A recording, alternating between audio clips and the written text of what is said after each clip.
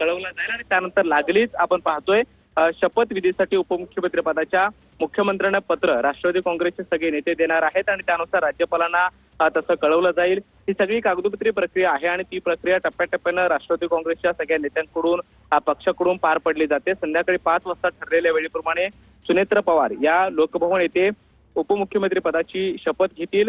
मात्र तत्पूर्वी या बैठकीमध्ये गटनेतेपदी नियुक्त झाल्यानंतर आता राज्यसभेच्या खासदारकीचा राजीनामा हा काही वेळामध्ये त्यांच्याकडनं दिला जाईल आणि येत्या काळामध्ये सुनेत्रा पवार यांच्या हाती खरं तर राज्यातील पक्षाची जी काही धुरा आहे ती दिली असं म्हणायला हरकत नाही आणि राष्ट्रीय अध्यक्षपदाचा निर्णय सुद्धा वरिष्ठ नेत्यांच्याकडनं लवकरच घेतला जाईल। कदाचित आज तशा पद्धतीची चर्चा या बैठकीमध्ये सुद्धा होऊ शकते, कारण वरिष्ठ नेत्यांची बैठक काही वेळापूर्वी या बैठकीच्या आधी सुनेत्रा पवार यांच्याशी चर्चा करण्यासाठी देवगिरीवरती सगळे नेते प्रमुख गेलेले होते। राष्ट्रवादी काँग्रेसच्या पहिल्या फळीतले सगळेच नेते, ज्यामध्ये प्रफुल्ल पटेल असतील, सुनील तटकरे असतील, छगन भुजबळ असतील, धनंजय मुंडे, त्याचबरोबर हसन मुश्रीफ आणि राष्ट्रवादी काँग्रेस पक्षाचे जे काही सल्लागार म्हणून मागच्या काही दिवसापासून काम पाहत आहेत नरेश अरोरा, या सगळ्या नेत्यांच्या उपस्थितीमध्ये देवगिरीवरती एक महत्वाची बैठक पार पडलेली होती आणि त्या बैठकीमध्ये हे सगळे निर्णय घेण्यात आलेले होते आणि त्यासाठी सगळ्या आमदारांना सुद्धा कळवण्यात आलेलं होतं।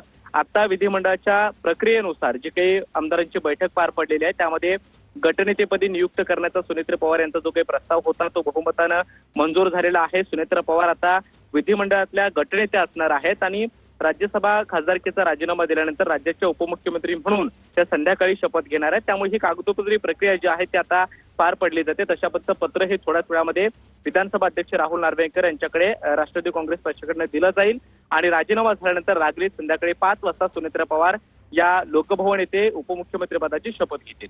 निखिला, नक्कीच सुनेत्रा पवार यांची राष्ट्रवादीच्या गटनेतेपदी निवड झालेली आहे। वळसे पाटलांनी याचा प्रस्ताव मांडला आणि आमदारांनी याला अनुमोदन दिलेलं आहे आणि आता संध्याकाळी 5 वाजता सुनेत्रा पवार यांचा उपमुख्यमंत्री पदाचा सोहळा होणार आहे। सुनेत्रा पवार यांची विधिमंडळ गटनेतेपदी निवड झालेली आहे। एकमताने हा प्रस्ताव मंजूर करण्यात आलेला आहे आणि त्यानंतर आता पुढील प्रक्रियेला सुरुवात होणार आहे। संध्याकाळी 5 वाजता त्या उपमुख्यमंत्री म्हणून शपथ घेणार आहेत। वळसेंनी प्रस्ताव मांडला, आमदारांनी त्याला एकमताने अनुमोदन दिलेलं आहे आणि त्यानंतर आता सुनेत्रा पवार या राष्ट्रवादीच्या गटनेतेपदी संपूर्ण राष्ट्रवादीची धुरा आता सुनेत्रा पवार यांच्यावर असेल। राष्ट्रवादीमधले महत्त्वाचे निर्णय जे आहेत ते सुनेत्रा पवार घेणार आहेत। उपमुख्यमंत्री पदाची शपथ घेतल्यानंतर सुनेत्रा पवार यांच्याकडे नेमकं कोणतं खातं दिलं जाणार हे पाहणं देखील महत्त्वाचं असेल। अजितदादांकडे असलेलं अर्थ खातं सगळ्यात महत्त्वाचं आणि वजनदार असं खातं हे राष्ट्रवादीकडे होतं, आता ते मुख्यमंत्र्यांनी आपल्याकडे ठेवलं आणि त्यानंतर राष्ट्रवादीची खाती त्यांच्याचकडे राहतील असं देखील मुख्यमंत्र्यांनी म्हटलेलं होतं। त्यामुळे अर्थ खातं जे आहे ते नेमकं कोणाला दिलं जाणार ते सुनेत्रा पवार यांच्याकडे ठेवलं जाणार का हे पाहणं महत्त्वाचं असेल, कारण सरकारमधलं सगळ्यात वजनदार महत्त्वाचं असं हे खातं आहे अर्थ खातं, जे दादांनी आतापर्यंत लिलया सांभाळलेलं होतं। आतापर्यंत 11 वेळा त्यांनी अर्थसंकल्प देखील सादर केला होता, त्यामधून त्यांचं राज्याविषयीचं विजन देखील दिसत होतं। राज्याची तिजोरी रिकामी असताना सुद्धा राज्य चालवणं आणि वेगवेगळ्या योजनांसाठी पैसा उभा करणं यासाठी दादांचं मोठं विजन जे आहे ते देखील समोर दिसत होतं। आणि या सगळ्या घडामोडींमध्ये राज्याचे उपमुख्यमंत्री एकनाथ शिंदे यांची या सगळ्यावर काय प्रतिक्रिया आहे हे पाहणं महत्त्वाचं असेल, कारण आतापर्यंत सगळ्या निर्णय प्रक्रियांमध्ये दादा त्यांच्या सोबत असायचे आणि आता सुनेत्रा पवार या उपमुख्यमंत्री म्हणून असणार आहेत।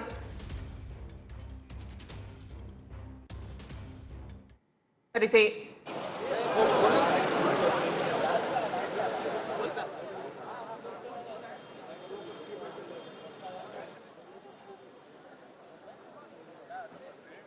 तर राष्ट्रवादीच्या बैठकीमधून आता आमदार देखील बाहेर पडतात। सुनेत्रा पवारांची गटनेतेपदी निवड झाल्यानंतर आता या आमदारांच्या काय प्रतिक्रिया आहेत ते देखील आपण जाणून घेणार आहोत।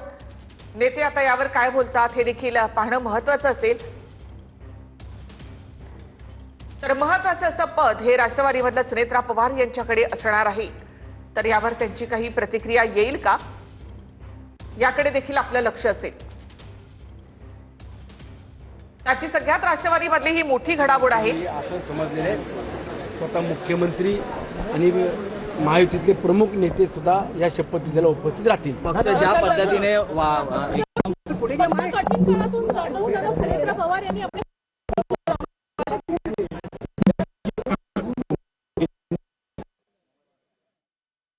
महायुतीतील महत्त्वाचे नेते या शपथविधीला उपस्थित राहतील अशी माहिती सध्या देण्यात आलेली आहे।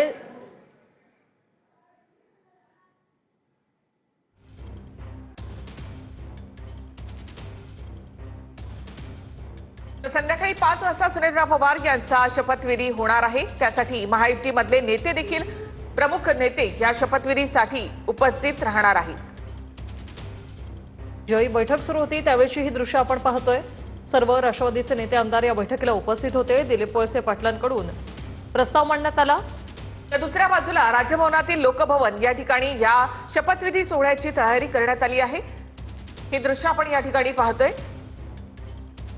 राजभवनामध्येच हा शपथविधी होणार आहे। बरोबर 5 वाजता हा शपथविधी होईल। त्यासाठी महायुतीमधले प्रमुख नेते देखील उपस्थित राहणार आहेत। तसंच या शपथविधी सोहळ्यासाठी उपस्थित राहणाऱ्यांची व्यवस्था देखील बैठक व्यवस्था यामध्ये करण्यात आली आहे। तयारी पूर्ण झालेली आहे आणि 5 वाजता शपथविधी सोहळा जो आहे तो पार पडणार आहे। संध्याकाळी 5 वाजता सुनेत्रा पवार याच ठिकाणी उपमुख्यमंत्री पदाची शपथ घेतील। आणि सुनेत्रा पवार यांच्या निमित्तानं महाराष्ट्राला एक महिला उपमुख्यमंत्री मिळणार आहेत। गटनेतेपदी एकमतानं त्यांची निवड झालेली आहे। वळसेंनी प्रस्ताव मांडला, सर्व आमदारांनी त्याला अनुमोदन दिलेलं आहे आणि त्यानंतर आता सुनेत्रा पवार यांची राष्ट्रवादीच्या गटनेतेपदी निवड झाली। सुनेत्रा पवारांची गटनेतेपदी निवड झाली। त्यानंतर आता पक्षाचा राष्ट्रीय अध्यक्ष जो आहे तो देखील निवडला जाणार आहे। राष्ट्रीय अध्यक्ष म्हणजे या सगळ्याचे सर्वाधिकार त्याकडे असणार आहेत। त्यामुळे सुनेत्रा पवार यांचीच निवड त्यासाठी केली जाईल असंही आता म्हटलं जातं। म्हणजे सर्वाधिकार जे आहेत ते सुनेत्रा पवार यांच्याकडे असतील। राज्यामधलं हे सगळ्यात महत्त्वाचं जे पद आहे ते आता सुनेत्रा पवार यांच्याकडे असणार आहे। याआधी राज्यसभेच्या खासदार आणि आता महाराष्ट्राच्या नव्या महिला उपमुख्यमंत्री। सामाजिक कार्याची आवड असलेल्या सुनेत्रा पवार त्यानंतर अपघाताच्या परिस्थितीमुळे राजकारणामध्ये आल्या। राजकारणामध्ये आल्यानंतर त्यांनी अनेक कार्यक्रमांना उपस्थिती लावली। अजित पवार यांच्याकडनं त्यांनी काही सल्ले देखील घेतलेले होते। सुनेत्रा पवार यांची राष्ट्रवादीच्या गटनेतेपदी निवड झालेली आहे।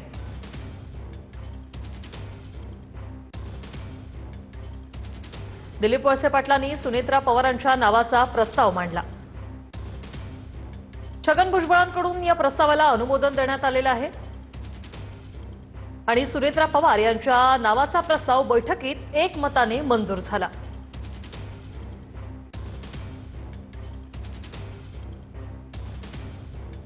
सुनेत्रा पवारांची गटनेतेपदी आता निवड झाली आणि संध्याकाळी 5 वाजता त्यांचा शपथविधी होणार आहे। तर राष्ट्रवादी काँग्रेस